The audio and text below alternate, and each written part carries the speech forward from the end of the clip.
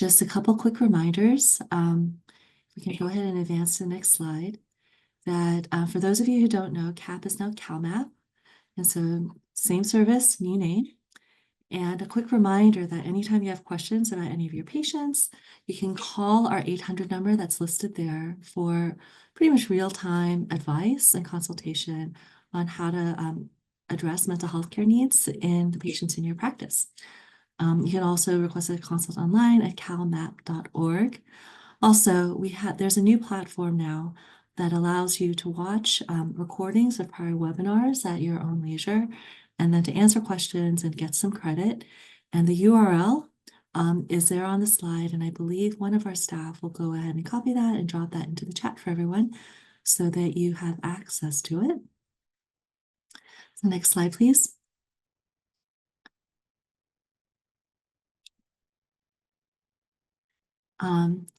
These are disclosures and a quick word about our funders, and notably the California Department of Healthcare Services, as well as HRSA, but we have no relevant financial conflicts of interest to disclose. And with that, I would like to introduce our fantastic speaker today. We are very fortunate to have Saun-Toy Trotter, who is the Clinical Director for School-Based Behavioral Health and Health Education at UCSF Benioff Children's Hospital, Oakland. Saun-Toy is a healer and a psychotherapist who brings over 20 years of experience providing trauma-informed and culturally responsive services to adolescents and families. She has experience practicing in school health centers, residential treatment facilities, inpatient and psychiatric units, and her practice is rooted in youth development principles. As the Clinical Director of School-Based Behavioral Health Services at UCSF Benioff Children's Hospital, Oakland, she has expanded school-based services to include Health Education and Youth Wellness Advisory Board. Ms. Trotter is a contributing author to School Social Work, Engaging Social Justice and Racial Equity from the Practitioner's Perspective. She has provided training and consultation for many child and adolescent serving organizations, including as a trainer and coach with Trauma Transformed. In addition to her role as a behavioral health clinician and clinical leader, Saun-Toy has completed yoga teacher training with Niroga and has trained as a Reiki practitioner. She's committed to integrating evidence-based and culturally rooted practices that foster individual and collective health, well-being, and liberation. She'll be talking today on stress resilience for clinicians. As usual, we'll be reserving the last 10 or 15 minutes for question and answer. So if questions come up for you during the talk, please feel free to drop them into the Q&A section. With that, I'll hand the floor over to Saun-Toy Trotter. Thank you, Joanne. I'm really glad to be here with all of you. Happy Halloween, happy Dia de los Muertos, and just really grateful for those who have shown up, bringing their such valuable time to think and to learn together and to discuss together about resilience. These are, I wanted to add, in addition to the work that you shared, like many of you, I'm a parent, I am a daughter, I am an aunt with my niece staying with us. I am someone who has also, experienced grief and loss of loved ones, caretaking parents. And so I just really want to acknowledge that we are our professional selves and also our full human selves and part of many communities. And hopefully today we are just thinking together about, how do we be resilient? How do we be well? Actually, even more importantly, how do we identify when we're experiencing stress? And resilience is something that we can keep building and cultivating. And if you're here today, you have done so. And so how do we cultivate that individually? And then also, how do we cultivate that organizationally? Some of my assumptions here today is that, we are, as humans, innately resilient. I'm not going to teach you anything that my hope today is to actually inspire, remind you of what you already know, and maybe to share some few strategies and tips. But I am speaking to the part of you that is already innately and absolutely resilient, the part of you that is well. And it's really okay if you have an adverse reaction to the concept of resilience. I was thinking about that. And I think oftentimes when you hear it's like, well, if the world was better, right, or if my organization was better, it's like, this kind of focus on self and on individual, on resilience. And so if you came today, or if you're listening later and you're like, resilience, why do they keep telling us to be resilient? I just want to be, I wish the world was different, rather than having to demand resilience from us. Like, I feel you and I hear you. And that's absolutely valid. And I imagine that part of why you're here is to, get some tools and inspiration. I'm going to acknowledge that I am on a school site clinic right now. And so, and it is Halloween when this is recording is being taken. And so there is an alarm that may go off because there's a smoke machine, because they're doing something fun. So I hope you can't hear it very well. Joanne, you let me know if it becomes too distressing. Can you hear it? No. Okay, great. Okay, going on. So really holding for us that our individual resilience, our individual selves, right, are inside of these organizational conditions. And that, some of those organizational conditions might be not enough time to do the work that we're asked to do, right? It may be, some of the support that we do have from our organizations or our colleagues, right? It may be our electronic medical records system that sometimes works and sometimes flips, but that we're inside of, an organization. And then we're also inside of systemic conditions, including systemic conditions of multiple different oppressions, including racism, sexism, homophobia, ways that we're, systemic poverty, that, conditions that we and our patients and our clients are experiencing. And so you really want to hold like this protective yellow bubble, but know that, when we're thinking about ourselves as individuals, it's not without the context, the conditions, the systems, the organizations, and this world in which we're living in. So definitely want to validate that and invite you to think about, the day in the life of a provider, whether you're a mental health provider, medical provider, health educator, just, thinking about what it takes to even get to your day, to get to the clinic. You may have small children or teens that you are, taking care of, got ready for school this morning. You may be taking care of an elder or a family member. You may have had to stop to get gas on your way in, or spilled your coffee, and all of that happens, before stepping into the place where you provide healthcare. And then you get there and you have your list of people that you're seeing. Many unexpected things can happen throughout the day, things that are urgent. You may get an email about a patient in crisis. So really thinking about your full day. And before, during, and after work, right? This is your day in the life. And if you can think for yourself, if you want, you can put in the chat, just in this moment, kind of what level of stress are you experiencing today? Okay. And part of, attending to the places where we're feeling stress and cultivating resilience is awareness, right? Bringing our attention and our focus back to ourselves. And so just, taking a moment, I see a couple folks putting in the chat, like, kind of, where are you in this moment? One of the things that our mental health consultation team does when we meet is we take time, we do a brief check-in on a scale of 1 to 5. How are you doing today? And what do you need to share in order to support your presence in this moment, right? And so having times that we're sharing, that we're naming, I might be a 3 today. And so then my colleagues might know, like, what's going on. Or today I'm actually a 7. The other thing we tracked is that, like, kind of where we are at, our stress levels changes, right? It actually doesn't stay the same. It's not always at a 10, even though it may feel like it's always at a 10, right? And so really paying attention to and naming kind of where we're at. And then once we name where we're at, we can begin to turn our attention to what we might need or how we can take care. And so just holding so much of what each of you are holding the level of stress. I'm going to take a moment to think about when we're experiencing this overwhelming stress, trauma, overwhelm. And this is from Laura Lipsky's great work in trauma stewardship. You may recognize yourself somewhere in here, right? So when we're overstressed, it kind of contracts us, our systems. And so we may be experiencing a sense of fight or flight kind of response. Kind of maybe we're finding ourselves often triggered or reactive to things that are happening, a sense of persecution, like why me, or why my program, or why is this always happening to our community? One of our colleagues for Halloween, our team is dressing up as Inside Out, and said, oh, I want to be anger, right? Like I just need to express that anger, right? And so we're able to do that in a playful way, but just holding, like we have kind of real legit reasons to be anger, to have cynicism, to feel maybe discouraged and dismayed.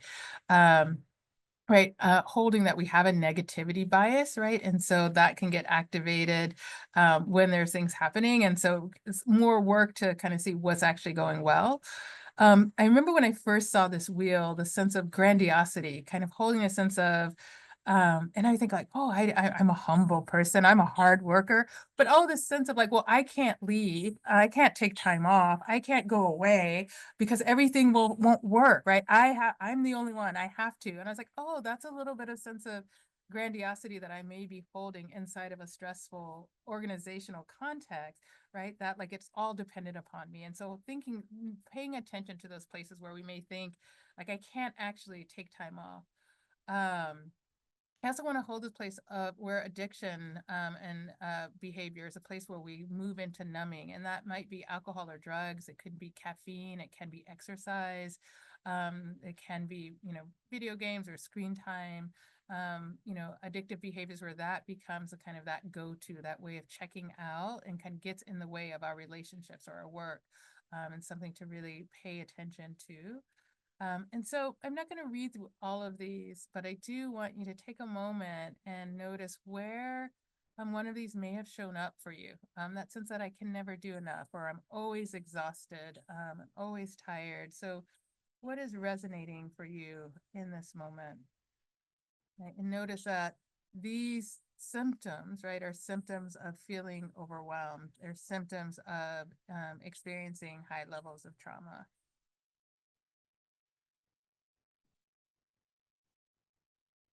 And so coming to this sense of resilience, resilience is the process or outcome of successfully adapting to difficult or challenging life experiences, especially through mental, emotional, behavior flexibility and adjustments, internal and external demands.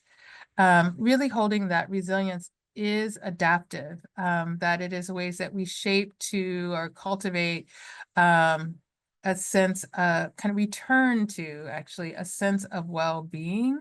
And it's something that is not, we are, born with different levels of sensitivity, with different levels of vulnerability, but resilience can be also cultivated and practiced through our practices, through our behaviors, and also through our thoughts and where we're placing our attention. This image here I will share is from the San Leandro Marina. And I just really hold this image of the water and the rocks, and kind of holding this level of joy and suffering that we are experiencing every day. I really appreciated this, and I'm like practicing resilience right now with this sound background. But resilience is a process to harness resources to sustain well-being. And I really appreciated this definition by Dr. Catherine Panter-Brick, because it holds away, again, we're thinking about resilience as a process and an outcome.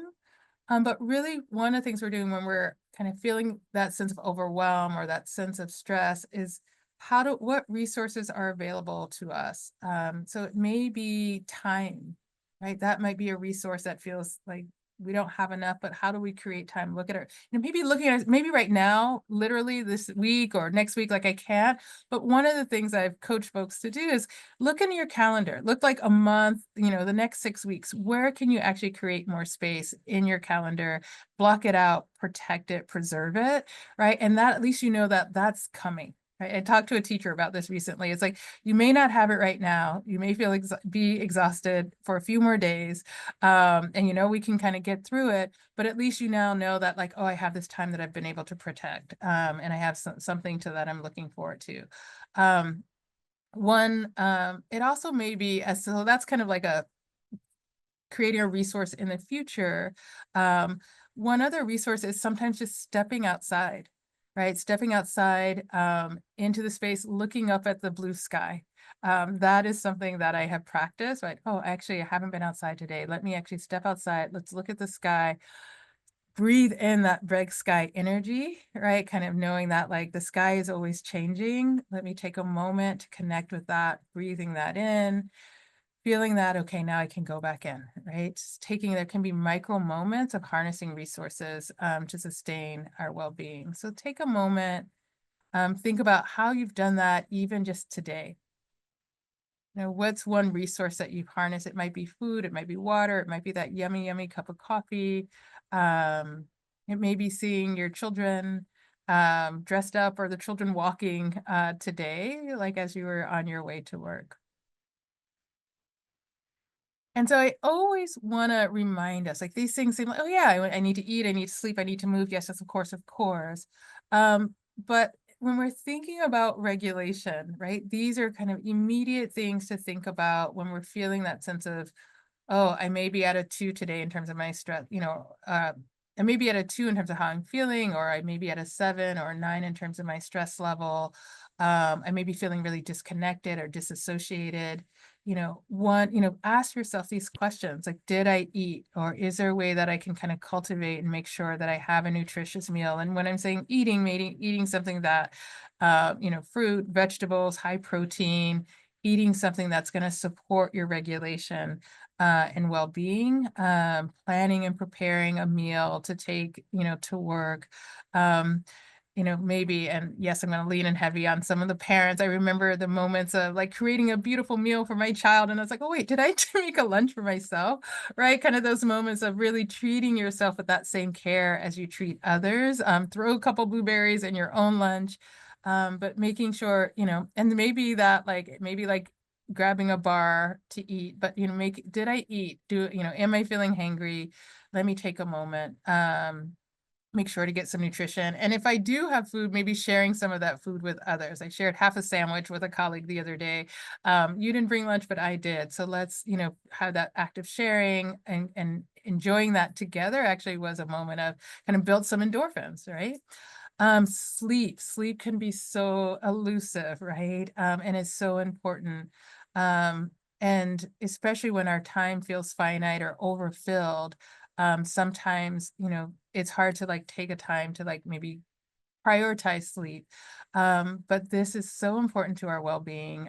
Lots of research, lots of studies, and you already know them. But I really want to invite us to protect, setting a sleep alarm, taking some time, having sleep hygiene. Maybe it's really making that, putting ourselves to bed, creating rituals towards nighttime, right? And so maybe making a beautiful cup of warm milky, and it could be almond milk tea. It can be, oh, every night I'm going to light a candle to kind of signify the end of my day and, say a prayer. It may be, there's these pajamas I really love to wear that are comfy and cozy, but creating small rituals or traditions towards your nighttime sleeping to support your rest. The other side of this is also protecting your mornings, right? So kind of on each side of that. And I really invite you, if you're struggling with insomnia, if you're finding it difficult to sleep over time, to really invite yourself to talk to your doctor, to talk to your own doctor, to talk to a therapist, to get some support and coaching, because it is so important in terms of refueling and supporting your own mental health and well-being. Um, and then the other piece here I want to share is moving. And so moving can be exercising, biking, running, but it can be even just sitting at your own desk or standing and just taking a moment, like stretching your arms if you'd like to, all the way up, right? Stretching from your side, right? They say sitting is kind of like the new smoking, right? But making sure that we're taking time to move throughout the day. Sometimes people set alarms, taking walks with your colleagues, walking supervisions, any ways that you can kind of get that movement in, because that can metabolize some of the stress that is moving through your system or holding in your system, right? movement can, you may have a moving practice, right? You may be someone who goes to the gym every morning, or a yoga practice, or a Tai Chi practice. But you don't have to have a formal practice to invite movement. It can be putting your earphones on and having a dance party, right, in your kitchen after you've done the dishes, right? So finding ways to bring that endorphins and joy. And so those first three, like, just do a mental check. Have I eaten? Do I need to eat? Do I need to sleep or rest? Do I need to move? How am I going to cultivate that? Um, and then these other two are more, want us to think about, oh, these are things that support our connection with self and support our connection with others. I'm an adolescent therapist. I've talked to many young people about breathing. We have automatic breathing, and then we have breathing that we can do to kind of support our parasympathetic nervous system, our rest and digest. And at first they're like, that doesn't work. And it's like, well, it may not work at first, but we're going to keep practicing it. We're going to keep trying it. And so I'm going to just share 3 different breathing strategies, right? One is really inviting yourself to breathe down all the way to your belly, right? We sometimes keep our breath in shallow, but breathing all the way down to our belly, inhaling, and then breathing out like we're breathing out through a straw. I invite you to do that one more time if that feels good for you. Again, just breathing in all the way down to your belly, and then inviting your breath to come up to your chest, to your shoulders, and then breathing out like you're breathing out through a straw. And then we'll breathe together just one more time. And this time, as you breathe in, we'll do something a little bit different, starting with your belly again, breathing all the way up. And this time you can breathe out through your nose quietly.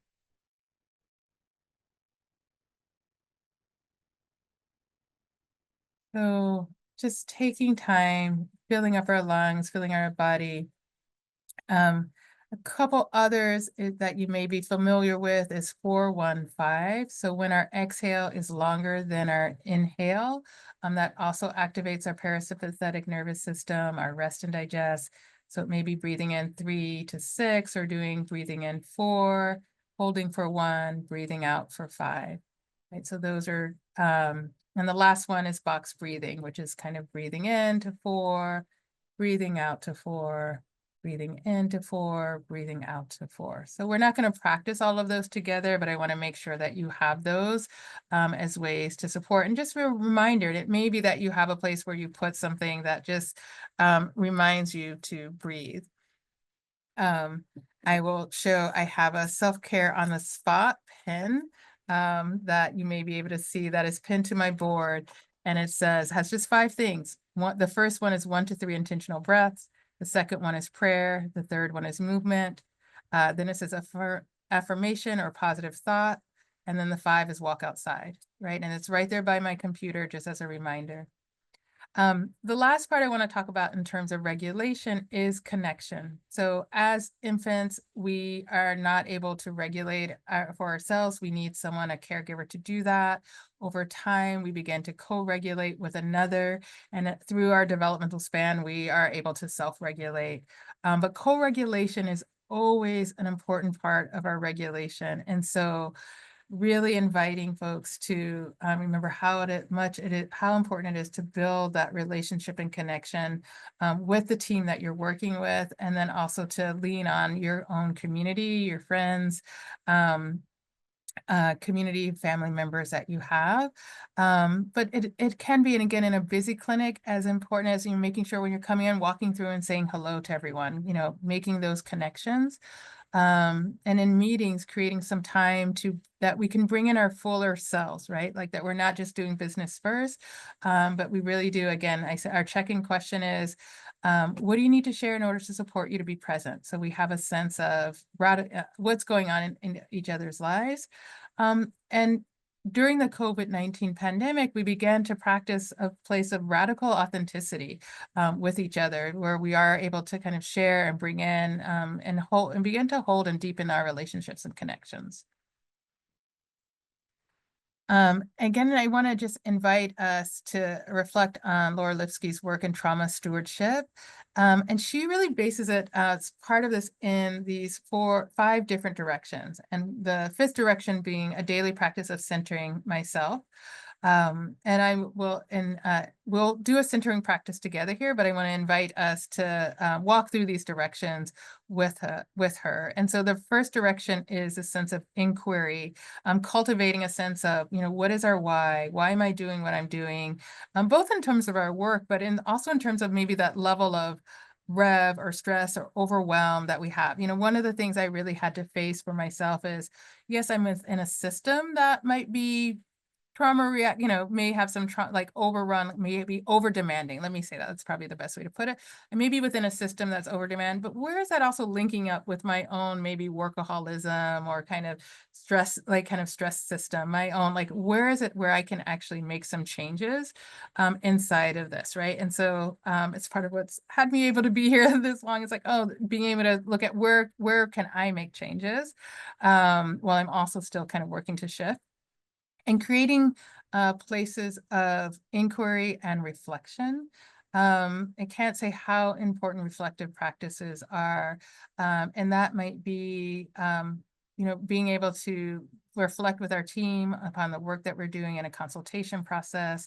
It may be having a trusted colleague or maybe even a professional that we are in a reflective process with, including psychotherapy. It may be journaling as a reflective process, but also reminding ourselves and, maybe reflecting each day before we start work. Why am I doing what I'm doing? Why am I doing this work? Why am I showing up? And how can I focus on that? So those are some activities that can support a place of inquiry.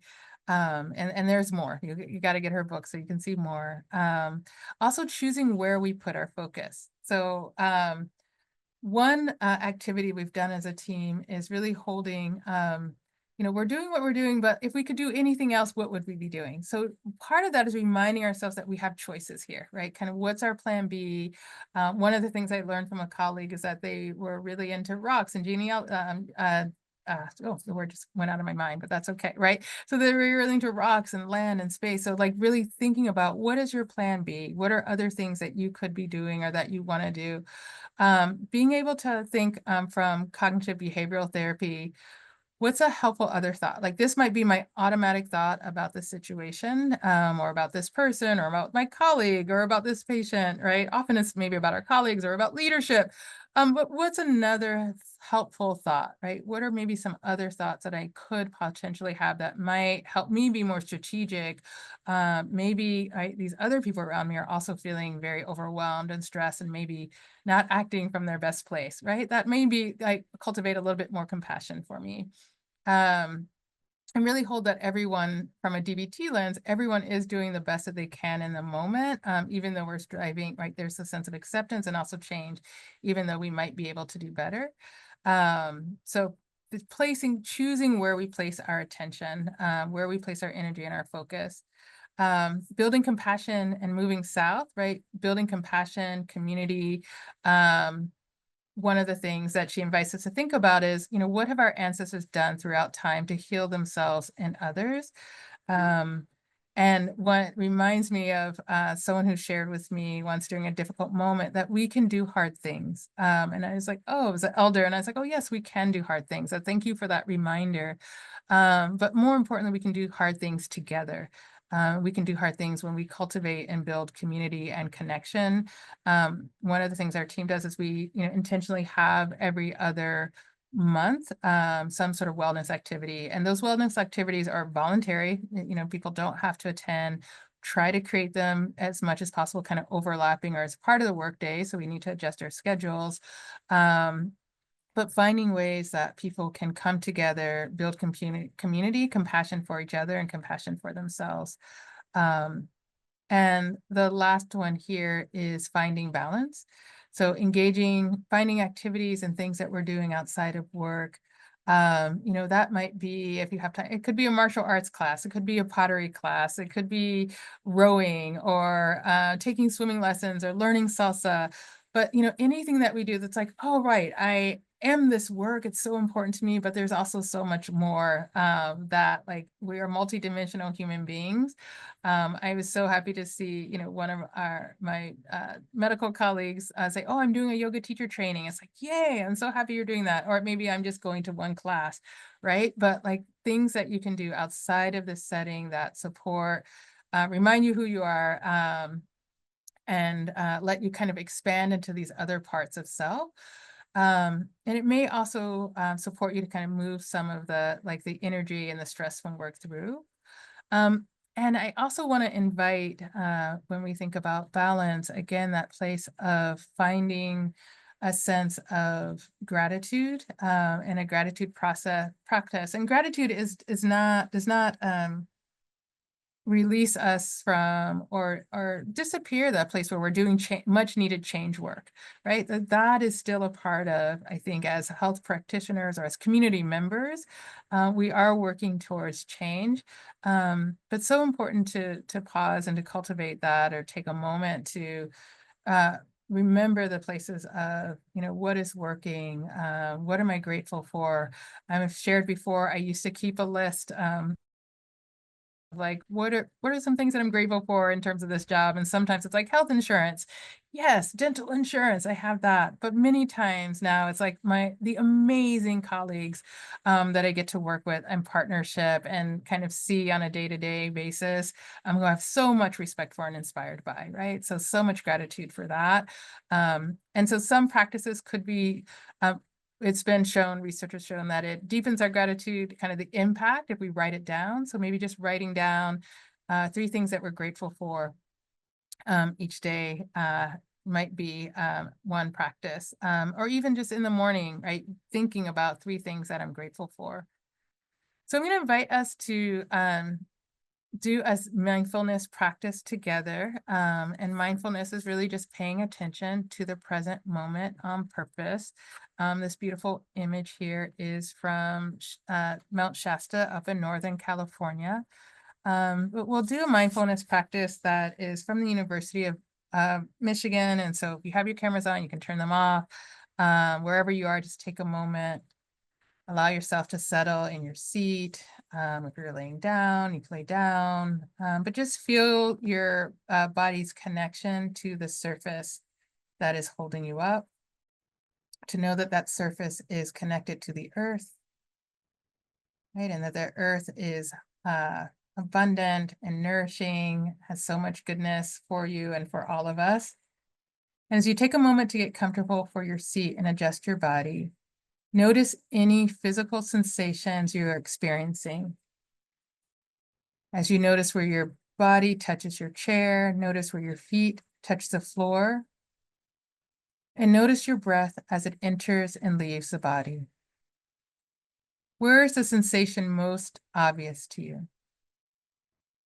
Can you notice the breath in your nostrils as it's coming in and out of your nose, or perhaps in your chest rising and falling? Take some time to notice your breath. If you feel comfortable, you can close your eyes as you continue to tune into your body, or you can just lower your eyes with a soft focus. Our bodies are our homes, the vessel through which we experience the world. Whether that is the sensation of our breath, the feeling of the chair, or the world beneath us, the sounds we hear, or the thoughts we have. Our thoughts come so quickly and naturally. You've already noticed some thoughts since beginning this exercise. Maybe thoughts like, am I doing this right? Or when will this be over? Or there's nothing to look forward for? Or am I failing? What's happening? Thoughts like breath, sound, and sensations come and go. Thoughts are natural and automatic. And although we cannot choose our automatic thoughts, we can choose to focus our attention on kind and compassionate thoughts. So one way to do this is focusing on gratitude. So I invite you to take one moment to think of one thing for which you are grateful. It can be something big or small. It may be gratitude for a person who loves you, or something kind someone did for you, or just a moment where you got to laugh or make someone else laugh. Try thinking, I am grateful for. See if you can relive that moment for a second. Notice what you see, what you hear, and what you feel.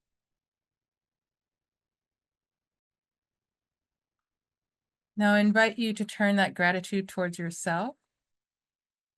You can start with your body. What is something that your body does that you take for granted, but for which you are grateful?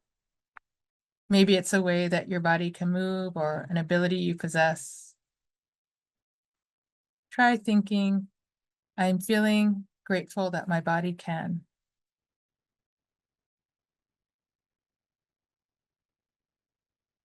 Now you can extend this gratitude to another part of you, maybe a more subtle ability that you have.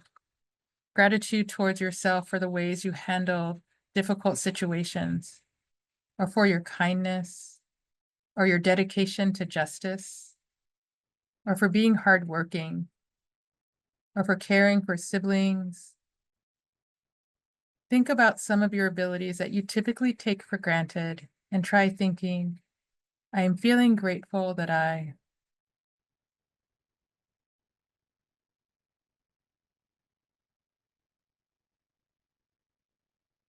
Now take a moment to refocus on your body as much as you can by noticing any physical sensations. And there may be pleasant, neutral, unpleasant, but just noticing any sensations that are present, and even numbness is a sensation. Notice how your sensations may come and go like your breath. Your thoughts are like this. They're automatic and sometimes they're uncomfortable or unkind, but we can also choose to focus on things for which we feel grateful, both outside and within ourselves. This gratitude can build our compassion, which can help us deal with challenging situations. So just take a moment, and when you're ready, you can open your eyes. You can come back to this space.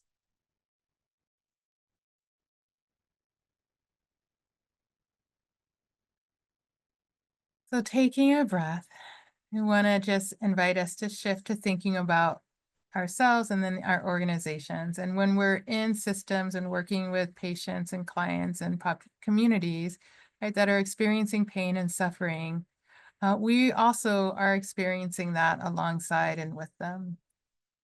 Right, and this is borrowed from Trauma Transformed. Our organizations, our goal is to move from trauma inducing to trauma reducing to a healing organization. And whenever I look at this image, I think, oh, we're all of those places, right? Like I can see where the organization that I'm part of is reactive sometimes and fragmented, definitely. But I can also see where there's, some building of shared language and really some work to address structural oppression and understand the nature of trauma. And I see the places where we can be reflective. As I talked about our consultation team, I see great, deep collaboration between medical, health education, and mental health. I see us trying to make meaning out of the past and honoring the past that has happened. And so really think about, and I would just invite us to like highlight kind of where, get curious about where are we a healing organization, whatever organization that you're in, and then how do we celebrate and amplify those places while we're still moving towards and cultivating and addressing those places where we're not. So again, thinking about where we're placing our attention um, and building upon the places, the things that are working and the places where things are going well. And here are just some strategies, right, for organizational well-being to create a healing organization. One is creating healing spaces, and that can be inside, I kind of starting inside, it could be creating a healing time inside of a meeting. It could be creating time maybe once a quarter, right, where we're coming together intentionally in an activity, a walk around a lake to support our own healing. And then some places have been able to build a healing space inside their clinic or inside their hospital or where they're at, right? So this is a space where people can come, a healing zone where people can rest, and where we're putting up colors and things that are around. So take a moment, prioritizing staff well-being, seeking leadership, seeking input. We know the people closest to the problem are the people closest to the solution. So really that there's more input and collaboration between leadership and line staff, that we're planning ahead for crisis so that we know things happen and that we have a plan and everyone is aware of the emergency plan. Targeted universalism, that we have some specific, maybe collective goals, but we're giving everyone the support individually that they need. And that we're looking at our policies with an equity lens, and prioritizing personal support. And that we also have ways that people are aware of how to get to the support that is available to them in the organization, that they have their EAP numbers and things like that. Prentice Hinfield shares with us, who's a somatic healer. To vision futures is to conjure something that sits outside of your time and circumstance by being firmly rooted in your presence. To listen for calls of what is not yet here, but is waiting in the wings, the way Harriet did. Even in our most steady and dangerous of times, even now, we need our imagination and we need our vision. So just wanted to bring that collective vision and individual vision for like steady in where we are in the circumstances, but also visioning the world that we're moving towards. Leaning towards, we have many resources. So nature, pets, friends, family, laughter, faith, grace. But these are also some other resources, greater good in action. If you want a mindfulness exercise for a meeting or an activity, or for yourself, if you're just having a stressful day, greater good in action is a great way to go. Again, I've shared some of the ideas and thoughts that I've shared today have come from trauma stewardship. What it takes to heal, Prentice Hinfield, somatic teacher and guide on transforming ourselves to change the world.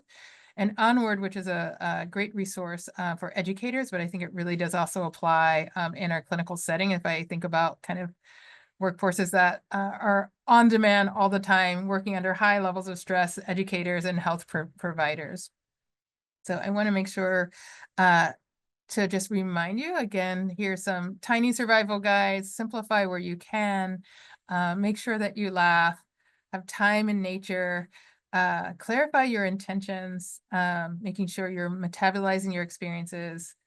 Take a moment and just take a snapshot here. And I invite you, if you're here listening today or watching, what one of these, have you used today or can you use sometime today?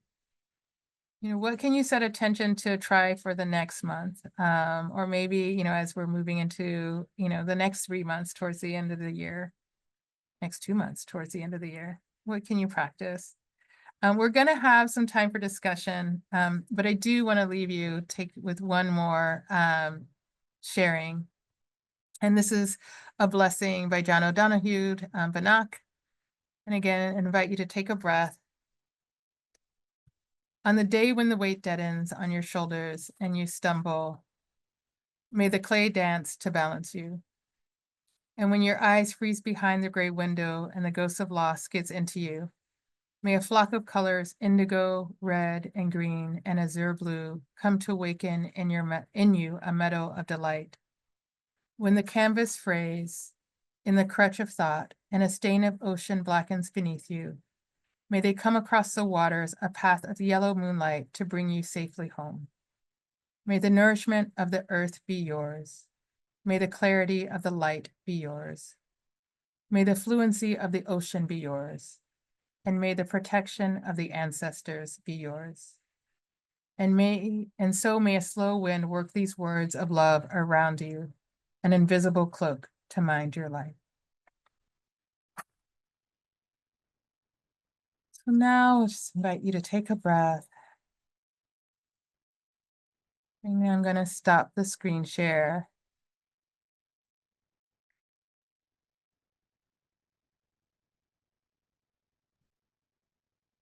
Or maybe, I'm not sure if I'm working this exactly right, but I don't know if we can see their participants, but just want to invite folks in the chat, maybe to say, oh yes, to drop any questions in the chat. Thank you for the fantastic talk, Saun-Toy. This is so helpful and helpful for us not only being clinicians, but also parents and all the other million hats that we're wearing. It's nice to have that refreshing moment. and practice with you some of the practices that you led through. I feel a lot of my questions were answered during the talk, and I wanted to open the venue up to our participants. Anyone either type your question in Q&A or chat, or anything that you want to share your feedback about. And then at the same time, Rita, if you can share the QR code for today's CME credits, and also the announcement slide. So please use the QR code on the left to claim today's CME credit. You can also use the link, which Rita will post in chat in a minute. Either way, will get you to claim the credits for today.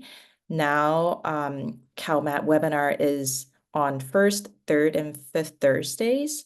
So our next webinar will be in a week, and it will be focusing on SSRI led by Dr. Rampersad.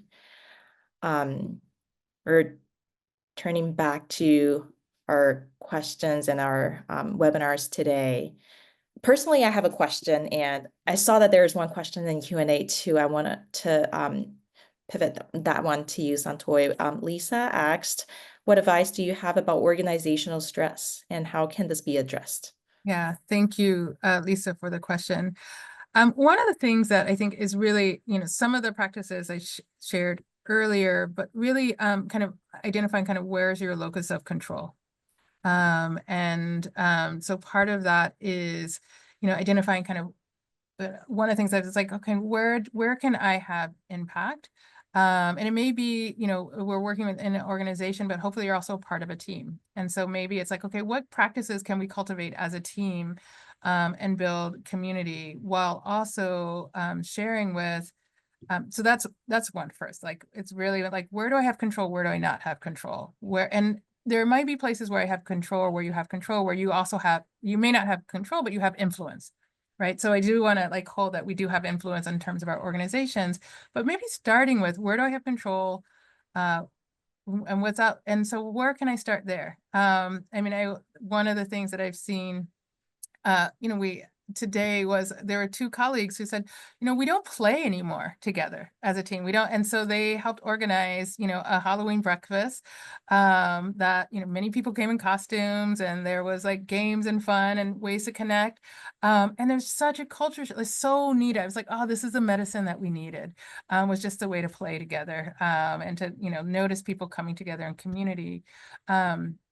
I think there's also ways of looking at policy. And again, so the other part is places influencing, supporting, talking to leaders, making sure that, their Trauma Steward has a lot of great resources for system level assessments. So that would be also a place to start, to look at how trauma informed is our organization, is there buy-in and doing an assessment, and then what's one place of change that we can pilot and try. Hope that is helpful. Thank you. That's definitely helpful. I think a lot of people struggle with when the organization is already set in that way and has its own history. How do we survive in that system? And I think centralize our inner energy and be able to live in the moment and cherish what we have, and also use different ways to be able to express our thoughts continuously is helpful. Earlier, I wanted to personally want to ask you a question. I wonder, this is so helpful to us, and wonder, what do you think about what is the effective way, and what are the good resources that you would recommend to teach this to our kiddos, and especially younger kiddos, how to kind of harness their, be able to help them with kind of developing these mindsets? Oh yeah, there's so many, like, I think good, like, playful activities and games in terms of teaching younger people, just about kind of their bodies. And in some ways, like, young people are so naturally drawn towards, right? And much more connected to their bodies than I think adults. Sometimes there's so much in the world to help us, support us, to disconnect from actually our own beings. But I think people have seen, like, kind of the finger exercise in terms of some of the breathing exercises for young children. And I think I think for the littles, there are a lot of like playful breathing activities, but as we're moving up towards latency, school age children and for adolescents, I think information is really helpful. I think, you know, teaching them about the stress response system, that our bodies are actually made to handle stress, beautifully designed and developed to handle stress. And there's a place of where overstress, traumatic stress, teaching them about how kind of how that impacts our health and well-being and our immune system. And I think also teaching adolescents about kind of how that might impact their community through kind of some of the systemic oppressions, right? And so it's like, think about one of the things I talk about adolescents about, like, how does stress show up in your family members, right? And then both mental health, physical stress, physical health. And then what, you know, one of the things we're trying to do is kind of make some generational shifts, right? And so sometimes that information is really helpful for some adolescents. I'm not an early childhood clinician, so I want to like defer to some of the early childhood clinicians who work with younger kids, but those are some examples. I have to honor my mother who created an organization on stress management for children in schools. And so that's why I'm like, oh, there are songs and activities, like there's like a lot of, you know, things and activities and so many more things that have been developed to work with younger children around stress. And then to teach it in the classroom, right? To have that be a part of the circle so that the teacher, the educator in the classroom can also experience it while they're also teaching it to the children. Thank you. That's really helpful. And kind of the general rule of thumb for younger kiddos, maybe younger than 13, pre-adolescents, behavioral practices is really helpful. There are different resources. Join, share some in chat. And then for the teenagers and older teens, it's helpful to also understand the concept. Yeah. Any other questions from the group?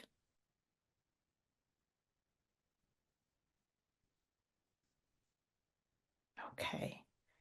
Thank you so much again for giving us this talk, and thank you everyone for joining us today at lunchtime, and then hope we'll be able to enjoy the rest of the week and also Halloween, and then also bringing some of those mindful meditative energy into our rest of the week.